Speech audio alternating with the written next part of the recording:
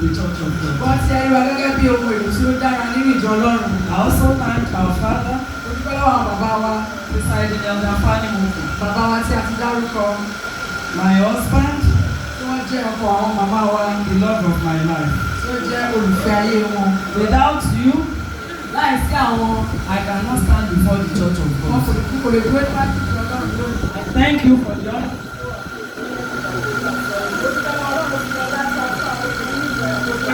An important vessel in our whole Wọ́n ti ẹ̀rí wa church. gẹ́gẹ́ bí yàrá agbára àti ohun èlò tí ó ṣe pàtàkì nínú I ìjọ pray Ọlọ́run. that the Lord will continue to empower you. Mo gbàdúrà wípé Ọlọ́run á túbọ̀ máa fi agbára kún yín. The wisdom and knowledge to continue to direct the church of God, the Lord will continue to endow you. Ọgbọ́n àti ìmọ̀ tí ẹ ó túbọ̀ máa lò láti fi darí ìjọ Ọlọ́run yóò fi fún yín. Thank you very much. Ẹ ṣé lọ́pọ̀lọpọ̀. I thank the church of God, Mo dúpẹ́ lọ́wọ́ ìjọ Ọlọ́run. my mothers and my fathers, Ẹ̀yin màmá mi àti ẹ̀yin bàbá mi. my sisters and my brother, Ẹ̀yin arákùnrin mi lóbìnrin àti arákùnrin and arábìnrin all mi. my children. Àti gbogbo ẹ̀yin ọmọ mi. I thank you all Mo dúpẹ́ lọ́wọ́ gbogbo yín. for giving me the opportunity Bí ẹ fún mi ní àǹfààní yìí to stand before you this morning láti dúró síwájú yín ní òwúrọ̀ to yìí teach the church of God. láti kọ́ ìjọ Ọlọ́run. I am not worthy, Mi ò yẹ, I am not worthy, mi ò yẹ. but God has made me worthy. Ṣùgbọ́n Ọlọ́run ti jẹ́ kí Ọlọ́run ti kà mí yẹ. And you, the church of God, has also made me worthy. Ẹ̀yin ìjọ Ọlọ́run pàápàá ẹ ti mú mi yẹ. The Lord will continue to honor you all. Ọlọ́run yóò túbọ̀ máa bu ọlá fún gbogbo yín. Before me this morning, Níwájú mi ní òwúrọ̀ yìí, we have the continuation of our teaching. a ní ìtẹ̀síwájú àwọn ẹ̀kọ́ wa. As we all know that the celebration of mothers is still on, Gẹ́gẹ́ bí a ti mọ̀ pé àjọyọ̀ àwọn ìyá ó ṣe tẹ̀síwájú because we are still in the month of March. nítorí pé a ṣe wà nínú oṣù kẹta. But the application given to me to speak on this morning Ṣùgbọ́n kókó tí a fún mi lásọ̀rọ̀ lé lórí ní òwúrọ̀ yìí, is practical application of mother's law on children and family. ó ní ìlò gidi òfin ìyá lórí àwọn ọmọ àti ìdílé. Practical application of mother's law on children and family. Ìlò gidi òfin ìyá lórí àwọn ọmọ àti ìdílé. And the passage we are treating is Proverbs 20:22. Ọ̀rọ̀ Ọlọ́run tí a ti fẹ́ gbéyàwó ó ní ìwé òwe orí ogún ẹsẹ̀ kejìlélógún. My teaching line introduction, application to children, Ìlò rẹ̀ fún àwọn ọmọ. application to family, Ìlò rẹ̀ application to mother, ìlò rẹ̀ application to father and family. àmúlò rẹ̀ fún bàbá àti gbogbo ìdílé Then my conclusion. àti ìparí. Let me quickly go through it again. Ẹ jẹ́ kí n lọ lẹ́ẹ̀kan sí i. Introduction. Ìfáàrà. Number 2, application to children. Ìkejì àmúlò fún àwọn ọmọ. 3, application to family. Ìkẹta àmúlò fún ìdílé. Application to mother. Ìkẹrin àmúlò fún ìyá. Application to father and the entire family. Àmúlò fún bàbá àti gbogbo ìdílé. And the last one is the conclusion. Èyí tí ó gbẹ̀yìn lọ ní ìparí. You will permit me to speak both in English and Yoruba Ẹ gbà mí láyè láti sọ èdè Gẹ̀ẹ́sì àti for èdè better tiwa understanding fún for òye tí ó dára fún gbogbo wa. introduction. Ìfáàrà. We give thanks to God Almighty who has allowed the women in TACN Ifako area to celebrate International Women's Day. A dúpẹ́ lọ́wọ́ Ọlọ́run Olódùmarè tí ó jẹ́ kí àwa gẹ́gẹ́ bí àwọn obìnrin ní láti ìpínlẹ̀ Ìfàkọ̀ láti lè ṣe ayẹyẹ ọjọ́ àwọn obìnrin àgbáyé And Mother's Day in March 2026 àti ọjọ́ àwọn ìyá ní oṣù kẹta ọdún 2026 with the theme The Law of Your Mother, pẹ̀lú kókó ọ̀rọ̀ tí ó sọ wípé òfin ìyá rẹ which can be found in the book of Proverbs chapter 6 verse 20. tí a lè rí nínú ìwé ìwé orí kẹfà ẹsẹ̀ ogún. I have my earlier speakers that have spoken a lot concerning this theme. Ó ní àwọn tó sọ̀rọ̀ ṣáájú lọ́pọ̀lọpọ̀ nípa kókó yìí. We have heard about what is the law of mother. A sì mọ àwọn tí òfin ìyá jẹ́. We have heard about the importance and benefits of the mother's A ti law. mọ àwọn ìṣe pàtàkì àti àwọn àǹfààní òfin ìyá. We have heard biblical examples of adherence and non-adherence to mother's law. A ti gbọ́ nípa àpẹẹrẹ àwọn tí ó gbọ́ràn àti àwọn tó ṣàìgbọràn sí òfin ìyá. Today we want to hear about the application of mother's law on children and family. Lónìí a fẹ́ múlò àwọn àmúlò gidi òfin ìyá lórí àwọn ọmọ àti ìdílé. Now I go to application to children. Mo lọ sí àmúlò fún àwọn ọmọ. Children, please, I want you to listen attentively. Ẹ̀yin ọmọ ẹ jọ̀wọ́ sílẹ̀ dáradára. The applications to children are obedience before understanding. Àwọn ìlò rẹ̀ fún àwọn ọmọ orí ìgbọràn kíákíá. Children should be able to, you must obey first. Ẹ̀yin ọmọ ẹ gbọ́dọ̀ kọ́kọ́ gbọ́ràn. Mothers should be able to let the children obey why a certain law exists. Àwọn ìyá wọ́n gbọ́dọ̀ máa rí pé àwọn ọmọ wọn gbọ́ràn sí àwọn òfin tí ó ti wà. You can't just put down a law for your children without letting them know the reason why that law has been laid down. Ẹ kò lè fi òfin sílẹ̀ fún àwọn ọmọ láì jẹ́ kó mọ ìdí tí àwọn òfin fi wà. And while doing this, Nígbà tí a bá sì ń ṣe èyí, obedience is the key. Ìgbọràn ṣe kókó. Obedience is the key because that obedience will build protection for the children. Ìgbọràn ṣe kókó nítorí pé ìgbọràn yìí òun ni yóò mọ odi ààbò ní àwọn ọmọ náà kà. According to what I was teaching my Sunday CU children this morning, Gẹ́gẹ́ bí ohun tí mo ń kọ́ àwọn ọmọ ilé ẹ̀kọ́ ọjọ́ ìsinmi ní òwúrọ̀ I yìí. told them that the Sunday school we are treating this year stand solely on obedience. Mo sọ fún wọn wípé ìwé ilé ẹ̀kọ́ ọjọ́ ìsinmi tí à ń kọ́ ní ọdún yìí ó dá dúró lórí ìgbọràn. The key point is obedience. Kókó ọ̀rọ̀ ibẹ̀ òun ni ìgbọràn. And the key point to law of the mother for a child is obedience. Kókó òfin ìyá sí àwọn ọmọ òun ni ìgbọràn. When your mother lay down a certain laws for you, when you obey those laws, they are going to be favourable to you. Nígbà tí ìyá rẹ bá la òfin sílẹ̀ fún ọ láti máa tẹ̀lé, tí o bá sì ṣe gbọràn tí o tẹ̀lé àwọn òfin yìí yóò jẹ́ àǹfààní fún ọ. Your mother can never lay down a law that will not favour you. Ìyá rẹ kò lè fún ọ ní òfin èyí tí kò ní jẹ́ kó bá ojú rere pàdé. So you must be obedient to whatever law that has been given to you either by your daddy or your mommy. Nítorí náà òfin kófin tí ìyá àti bàbá rẹ bá fún ọ o gbọ́dọ̀ ṣe ìgbọràn sí i. Let us go to the practical examples of the laws. Ẹ jẹ́ kí a lọ sí àmúlò àwọn òfin yìí. I'll start from the laws from the government. Màá bẹ̀rẹ̀ láti àwọn òfin láti ọwọ́ ìjọba. We have certain laws A ní àwọn òfin kan that are laid down for us by the government. tó jẹ́ pé àwọn ìjọba ló fi lélẹ̀ fún wa. For example, Fún àpẹẹrẹ, we have laws for sanitation days. a ní òfin fún ọjọ́ tí a ṣe ìmọ́tótó. Most especially those of us that are market women. Pàápàá jùlọ wá tí a jẹ́ ìyá lọ́jà tí a ń tajà. Thursdays are our day for environmental. Ọjọ́ pọ̀ wo ni ọjọ́ tí a máa ń ṣe gbálé gbàtà. We all know that if you open shop that day before 10 a.m. you are going to pay a certain fine. Gbogbo yín ni ẹ mọ̀ pé tí ẹ bá ṣí ṣọ́ọ̀bù yín àbí ilé ìtajà yín kí aago mẹ́wàá tó lù ẹ ó san àwọn owó kan, owó ìtanràn. Is either you pay that fine or they lock up your shop. Bóyá kí o san owó yìí àbí kí wọ́n ti ilé ìtajà rẹ pa. And the amount of money you are going to give them before they come back and open that shop, you will realize that it is worthy for you to take to that law. Wàá rí i pé owó tó o máa san kó tó di pé wàá padà wá sí ilé ìtajà rẹ ó sàn kí o kúkú má ṣe rárá. Another example is election curfews. Òfin àpẹẹrẹ mìíràn òun ni ìséde nígbà tí ìdìbò bá ń lọ lọ́wọ́. We all know that anytime we want to go and vote, Gbogbo wa ni a mọ̀ pé nígbàkigbà tí a bá ti fẹ́ lọ dìbò. there is always a law. Òfin máa ń wà.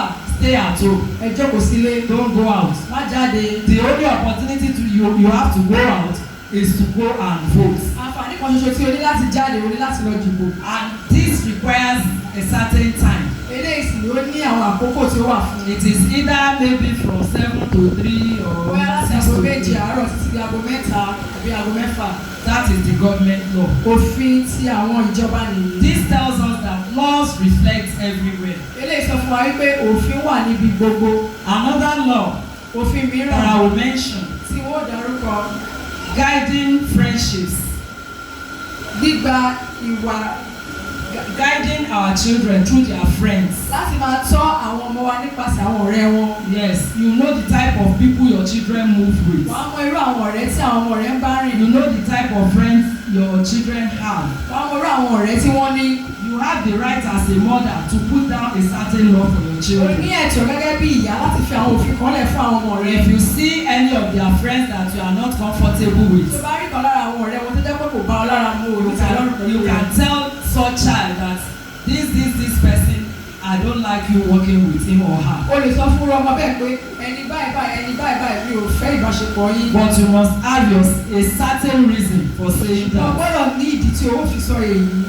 One of our adage says, show me your friends and I will tell you who you are. Kan lára àwọn òwe sọ wípé fi ọ̀rẹ́ rẹ hàn mí, èmi yóò sì sọ ẹni tí o jẹ́ fún So ọ. this is telling us that if our children are moving with bad people and we keep quiet, they will influence their life contrarily. Èyí jẹ́ pé wá wípé nígbà tí a bá rí àwọn wa tí wọ́n ń bá àwọn ọ̀rẹ́ tí kò dára rìn, ó máa ní àkóbá lórí ayé wọn. And if they move with good people or good children, we will also see the impact. Tí wọ́n bá sì bá àwọn ọ̀rẹ́ gidi, àwọn ọ̀rẹ́ tí ó dára rìn, a ó rí ipa rẹ̀ nínú ayé wọn. So through this, mothers should not keep quiet, but we should speak loud and give Nípa voice. èyí, àwa ìyá a kò gbọdọ̀ dákẹ́, jẹ́ kí a sọ̀rọ̀ kí a sì fi àwọn òfin múlẹ̀. They see under the practical examples. A ṣe sọ̀rọ̀ lábẹ́ àwọn àpẹẹrẹ. Following moral boundaries around speech. Kí a máa mọ Speech, there are pé ká mọ bí a ti ń sọ̀rọ̀ rere media, nípa ohun tí à ń wò, a relationship. nípa ìbáṣepọ̀. We know, most especially in Yoruba land, we have so many examples of this. Pàápàá jùlọ ní ilẹ̀ Yorùbá, a ní àwọn àpẹẹrẹ rẹpẹtẹ. They will tell you that you don't sit on the mortar. Wọ́n sọ fún ẹ pé òkè gbọ́dọ̀ jókòó sórí odó. Our mothers in the past, Àwọn ìyá wa ní ayé ìgbàanì. when they tell us such things, Wọ́n wá sọ àwọn ohun yìí fún wa. in those days, Láyé ìgbà yẹn. most of them will not tell us the reason why we should not sit on mortars. Ọ̀pọ̀lọpọ̀ wọn ní sọ ìdí tí a kò gbọdọ̀ fi jókòó sórí odó. They will say when it is raining, you must not put your hand inside the rain Wọ́n to ní ìjọba collect ti rọ̀. the rain Ó water. gbọdọ̀ fi ọwọ́ gbé òjò láti gba omi òjò. When it is raining, you should not sit by the door because of thunder. Wọ́n ní ìjọba ti rọ̀, a gbọdọ̀ máa jókòó lẹ́nu ọ̀nà nítorí àrá. You don't relate your dreams in the night. O kì í rọ́ àlá. Wọ́n ní kò kí wà lálẹ́, wọ́n ní kì í ṣe nǹkan tó dáa They pé say wọ́n no wà everything lálẹ́. that you should be telling your dreams in the night. Ìgbàgbọ́ wọn ni wípé tó bá ti rọ́ àlá yẹn, ó ṣeé ṣe kó wá sí ìmúṣẹ. Their belief is that in case you say the dream, it can come to pass. Àwọn ẹlòmíì irú ìtí mo sọ lẹ́ẹ̀kan pé tó bá rọ̀ wọ́n lè ní tó bá dúró lẹ́nu ọ̀nà tára bá sán àrá yẹn lè sán lùyàn bó ṣe èèyàn At léṣe. times they will say when you sit at the door when rain is falling and there is thunder, the thunder can strike and injure you. So these are the laws of moral boundaries. Àwọn òfin tí a sọ yìí tí ó yí wa ká. Àwọn òfin àyíká Àwọn òfin àyíká tá à ń dàgbà nínú ẹ̀. and we are growing in it. Àwọn làwọn òfin. Those are the laws. Òótọ́ tó yẹ tí wá wà ń bẹ̀ ni wípé And the truth there is this. gbogbo àwọn tá à ń sọ fún wa yìí àti àwọn òfin yìí ó ṣe pàtàkì fún wa láti mú wọn lò kí ó má bàa jẹ́ ìpalára fún wa. All these things are very important for us to adhere by them so that it will not be injury for us. Òótọ́ wà ń bẹ̀, irọ́ wà ń bẹ̀, wọ́n ti délé ayé ṣáájú wa so they know better than we do. Whether there is truth or it is false, we don't know. They came here before us. Wọ́n sì mọ òótọ́ ibẹ̀. Application to children part 2. Àmúlò sí àwọn ọmọ ìkejì. Taking ownership of values or practicing values. Gbígba ìwà rere gẹ́gẹ́ bí tirẹ̀. Not just following rules, Kì í ṣe títẹ̀lé òfin nìkan. but our children must be able to practice those laws. Ṣùgbọ́n àwọn ọmọ wa wọ́n gbọ́dọ̀ máa mú àwọn òfin wá sínú ìṣe. Those laws should be able to reflect in the life of our children. Gbogbo àwọn òfin gbọ́dọ̀ máa fara wọn, gbọ́dọ̀ máa jẹyọ nínú ayé wọn. The laws of mother should not be because I said so alone.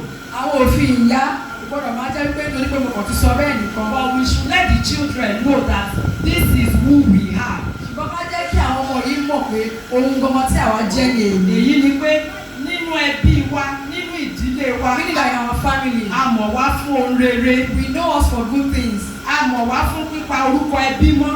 They know that we stand for keeping the name of the family. A mọ̀ wá fún òtítọ́. They know us for speaking the truth. A mọ̀ wá fún ìwà rere. They know us for good behaviour. Kì í ṣe pé kákan máa fi ẹnu la òfin sílẹ̀ fún àwọn ọmọ. Not just that we just verbally give them laws. Ṣùgbọ́n a gbọ́dọ̀ jẹ́ kí wọ́n mọ̀ irú ẹbí àti inú ilé tí wọ́n ti jáde. But they must know the kind of family where they came out from. What Àti family ìdí tí stands wọ́n fi for. láti pa àwọn òfin mọ́. And the reason why they have to keep these laws. Láti jẹ́ kí ẹbí yẹn kó wà lálàáfíà bí àwọn ènìyàn ti mọ̀ wọ́n. So that the peace, so that the family can continually be in peace as they have been known for. Èyí ni pé This means that à ń láti kọ́ àwọn ọmọ wa bí a ti ń sọ òtítọ́ ní ìgbà we gbogbo. must teach our children how to speak the truth at all Kì times. í ṣe pé kákan máa jájú ká máa pariwo mọ́ wọn. Not just shouting and screaming at them. Ohun kan tí mo fẹ́ kẹ́yìn òbí mọ̀ ni wípé One thing I want the parents to know ṣẹ́rí is lákòókò yìí. These children that the Lord has given unto us at this time. bẹ́ẹ̀ bá ṣe bá wọn lò náà ṣe máa bá yín lò. The way you relate with them is the way they are going to relate with tẹ́ ẹ you. bá fagídí bá wọn lò má fagídí bá yín lò. If you relate with them with stubbornness, they relate with you with stubbornness. tẹ́ ẹ bá fi ìwà ìrẹ̀lẹ̀ bá wọn lò wọ́n máa bá yín fi wá fi ìwà ìrẹ̀lẹ̀ bá yín If lò. you relate with them in humility, they will relate with you in humility. if you relate with them in care they will also care. Tí ẹ bá bá wọn lò pẹ̀lú ìfẹ́, àwọn náà máa fìfẹ́ bá yín lò. if you relate in love they will know how to show love. Tí ẹ bá bá wọn lò pẹ̀lú ìfẹ́, wọ́n mọ bí a ti ń fi ìfẹ́ hàn. agídí ò gbọ́ ọmọ títán. You don't train a child with stubbornness or anger. a lè fagídí tán wọn. You cannot train them in anger. ẹ jẹ́ ká jókòó ní ìfẹ̀gbẹ́kẹ̀gbẹ́ Let's pẹ̀lú àwọn sit ọmọ down wa. side by side with our ká kọ́ children. wọn bí a ti ń sọ òtítọ́. Let's teach them how to speak the truth. ìdí tí a fi ń sọ òtítọ́. The reason why we should speak the truth. orere tó títọ́ mú jáde nínú ayé ènìyàn. And the good things that truth brings forth in one's àti ipa life. búburú tó mú jáde nínú ayé ènìyàn. And the consequences it brings us as well. bákan náà Likewise. ipa kejì lábẹ́ èyí The second part of this. ẹ jẹ́ ká kọ́ àwọn ọmọ wa bí a ti ń bẹ̀bẹ̀ for them to learn how to say sorry quickly. Ẹ jẹ́ kí a kọ́ àwọn ọmọ wa bí wọ́n ti máa ń tọrọ àforíjì. we should teach them whenever they do anything wrong and we realize they have done wrong and we are reminding them let them learn and know how to say sorry right from the bottom of their heart. Ẹ jẹ́ kí a máa kọ́ àwọn ọmọ wa ní pé nígbà tí wọ́n bá ṣe ohun tí kò dáa táwọn náà sì mọ̀ pé ohun táwọn ṣe kò dáa. Ẹ jẹ́ kí a kọ́ wọn bí wọ́n ti tọrọ àforíjì láti inú ọkàn wọn wá. not that mommy will shout when she shout I will just say sorry once I say sorry it's okay. Kì í ṣe pé mo sì mọ̀ pé ìyá mi máa pariwo tá má sì pariwo tá má sọ fún ọkọ ẹ má bínú that jáde. is why I say we cannot train them with aggressiveness. Ṣé àwọn sọ wípé a kò lè kọ́ wọn pàgídí? we must train them and teach them in a calm and loving way. A gbọ́dọ̀ kọ́ wọn kí a sì sọ wọn ní ọ̀nà tó ìrẹ̀lẹ̀. most especially our girl child. Lápá jùlọ àwọn ọmọ wa obìnrin. we must teach them how to say sorry A gbọ́dọ̀ kọ́ bí a ti sọ pé ẹ má bínú. and how to realize faults. Láti lè mú àìṣiṣẹ́ wọn. this is one of the things that is destroying the world these days. Eléyìí jẹ́ ọ̀kan lára àwọn tí ó ń ba ayé jẹ́ lónìí. that is why you see many ladies today they want to be on the same level with their husband. Ẹ máa rí ọ̀pọ̀lọpọ̀ obìnrin lè máa fẹ́ wà ní ìpele púpọ̀ pẹ̀lú àwọn ọkọ wọn. what you do for their father is what they are going to do for their husband. Ohun tí o bá ṣe fún bàbá wọn, òun làwọn náà ó ṣe fún àwọn ọkọ wọn. if you have an argument with daddy in the presence of your children and daddy is talking to you you just walk away from him and shun him off. Tí ẹ bá ní àríyànjiyàn láàrin ìwà àtọkọ rẹ tó bá ń bá wọn sọ tí bàbá ń bá ìsọ̀rọ̀ tó bá fìbínú jáde.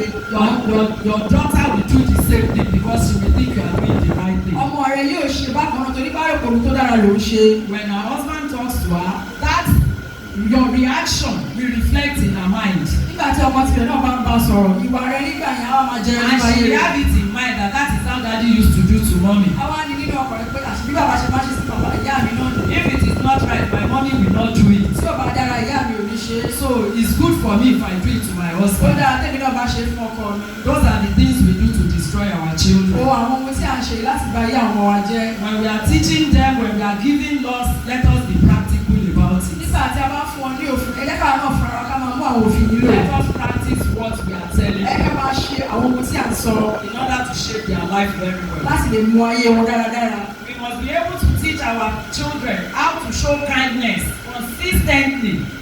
A gbọ́dọ̀ kọ́ àwọn ọmọ wa bí wọ́n sì máa fi àánú hàn ní gbogbo ìgbà. consistently. Bí wọ́n ti máa láàánú ní gbogbo ìgbà. not only once. Kò ṣe lẹ́ẹ̀kan ṣoṣo. even the male children. Pípọ̀ àti àwọn ọmọkùnrin. because that will apply in their life when they grow up. Eléyìí yóò farahàn nínú ayé wọn nígbà tí wọ́n bá dàgbà. if they become an adult. Nígbà tí wọ́n bá dàgbà tán. they will know how to pity their wives. Àwọn bí a ṣe ń káàánú òbí ìyàwó wọn. they will know how to assist their wives in a certain area. Àwọn bí a ṣe ń ran àwọn ìyàwó wọn lọ́wọ́ ní àwọn ọ̀nà kan. they will not be too harsh on their wives. Wọn ò ní máa burú mọ́ ìyàwó wọn. when you teach them Nígbà tí a bá kọ́ wọn. how to show kindness Bí a ti ń láàánú lójú. to people Sí àwọn ènìyàn. to families Sí àwọn ẹbí. to their friends Fún àwọn ọ̀rẹ́ wọn. the people in the church of Sí God àwọn ènìyàn nínú ìjọ it Ọlọ́run. will be part of their life. Àwa jẹ́ ipa nínú ayé wọn. because we have started using this to mold them. Nítorí bá a ti ń lo èyí láti mọ wọn. as you have molded them bí a sì ti mọ wọ̀nyí. In it they will grow to become a better person. Nínú rẹ̀ ni wọn yóò dàgbà láti jẹ́ ẹni tí ó dára. And that kindness will come back to you. Ìṣàánú ìyá sì wá padà wá báwọn náà. Because an Englishman says what goes around comes around. Torí pé elédè Gẹ̀ẹ́sì sọ pé ohun tí ó ń lọ ó tún padà bọ̀. So don't think whatever law you give without giving a proper action and a proper practical of it to your children to learn that you can just give those laws anyhow.